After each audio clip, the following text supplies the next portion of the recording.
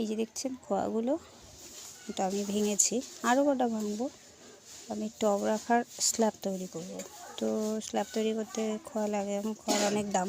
তো বাড়িতে থাকা আদলা টুকরো টুকটাক ইটগুলো থেকে আমি খোয়া তৈরি করছি। তার জন্য নিয়েছি এই যে হাতুড়ি, একটা পাথর, যেটার ওপরে রাখলে ইটগুলো ভাঙবে কিন্তু পাথরটা ভাঙবে না। এটা এক ধরনের পাথর, দেখো কালো, কিন্তু ময়লা লেগে সাদা হয়ে আছে।